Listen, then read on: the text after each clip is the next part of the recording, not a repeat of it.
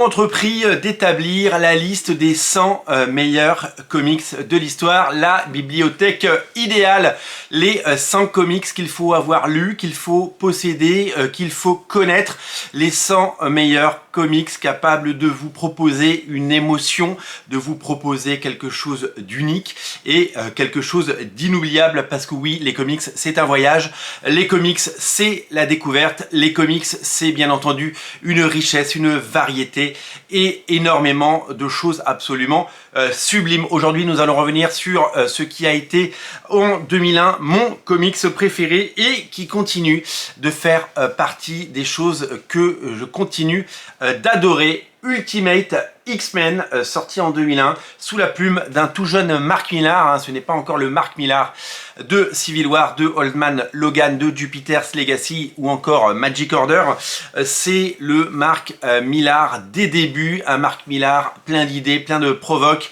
et plein d'énergie, avec cette fougue de la jeunesse et avec ce talent incroyable, ce talent brut qu'on retrouvera plus tard sur les séries que j'ai citées.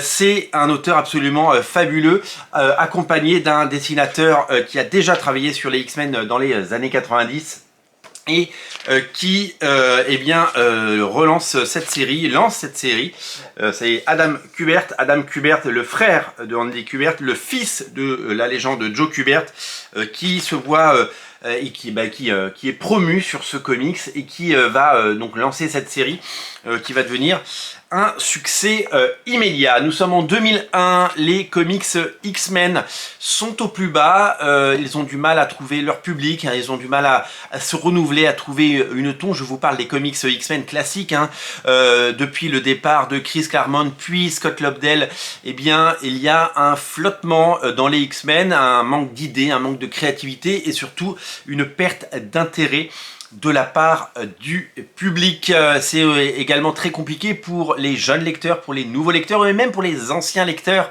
de se relancer dans les X-Men, tellement ils ne comprennent pas ce qu'ils lisent et qu'ils n'ont que peu d'appétence et d'appétit pour ce qui se trouve en rayon. Même problème pour Spider-Man. Voilà pourquoi Marvel crée la gamme Ultimate. La gamme Ultimate au début des années 2000, c'est la gamme qui est créée, destinée aux nouveaux lecteurs, et c'est une ambition folle, celle de re-raconter les origines, les premiers numéros, la création de ces personnages et la création de ces équipes pour un nouveau lecteur et de diablement moderniser le propos.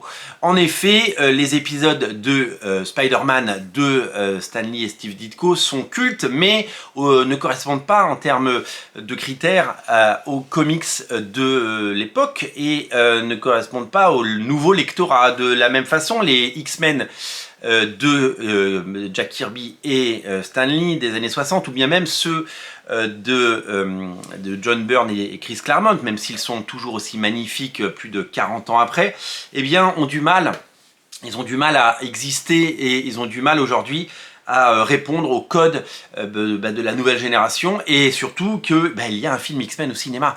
Il y a un film X-Men au cinéma de Bryan Singer qui modernise les X-Men et qui les rend super cool.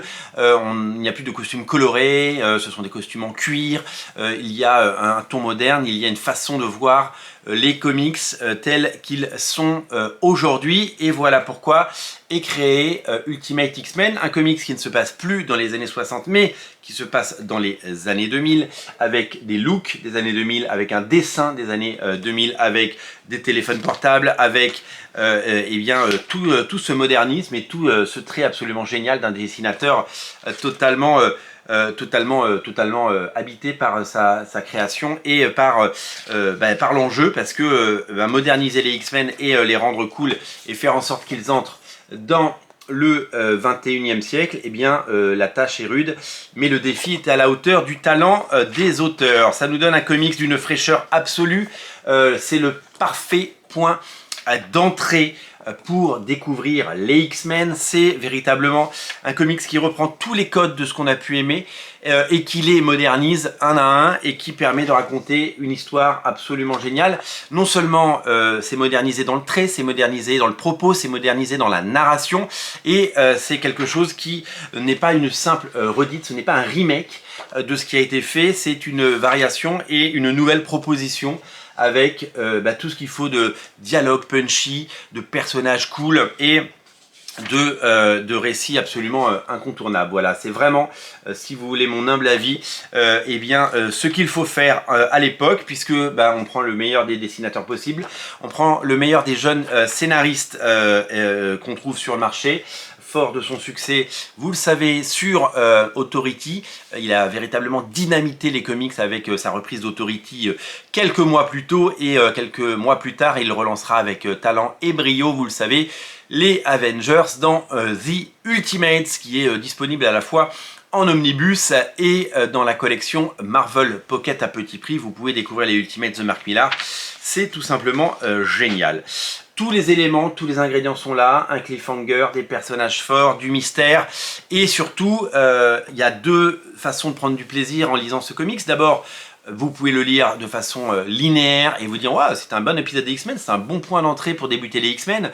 Je peux tout comprendre, on m'explique qui sont les personnages et ils sont en plus, ils sont cool. Et puis il y a la façon, je suis un ancien lecteur, j'ai déjà lu ces histoires racontées d'une autre façon, l'arrivée de Magneto, les sentinelles qui attaquent, etc.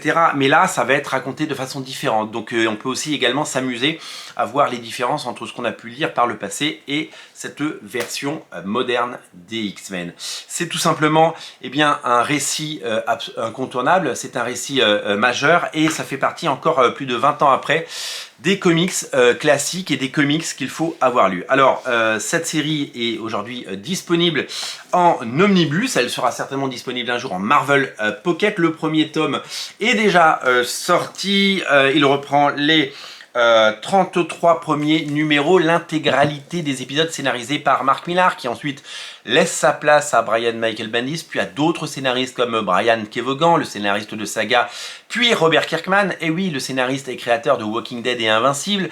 Donc de grands noms se sont essayés sur les Ultimate X-Men, le second omnibus, donc avec les épisodes de Bendis et Vaughan, arrive quant à lui à l'automne 2024 chez Panini en version française. Vous allez pouvoir vous régaler et redécouvrir ces récits, ces pages et ces comics, puisque cette série qui aura vécu, je crois, quasiment 100 épisodes, va s'éteindre au bout d'un moment, comme beaucoup de comics, puis sera relancée comme énormément de comics, vous le savez.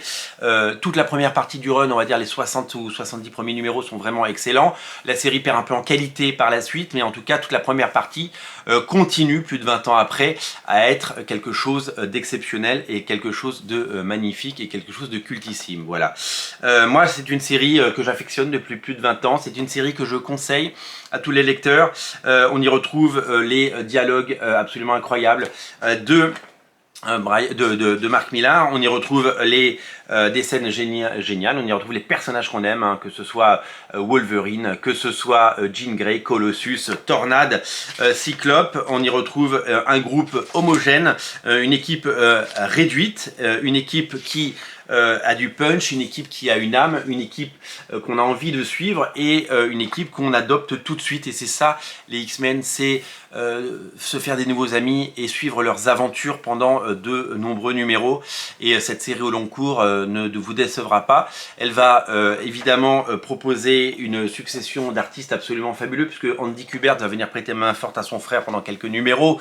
Nous allons avoir des dessinateurs comme Tom Raney, puis des dessinateurs comme David Finch, Stuart Immonen. Tous les grands noms sont venus se frotter à cette série et qui continue évidemment de nous faire rêver. Voilà, Ultimate X-Men fait partie pour moi des 100 meilleurs comics de l'histoire. C'est le meilleur comics des X-Men tout simplement. C'est le comics qu'il faut avoir lu pour apprécier les X-Men de façon moderne. Il y a plein d'autres comics des X-Men à faire figurer dans cette liste et nous en reparlerons, mais celui-là fait largement figure de favori et je vous invite à le relire, à le découvrir si c'est pas déjà fait. Ça s'appelle Ultimate X-Men et c'est disponible en omnibus.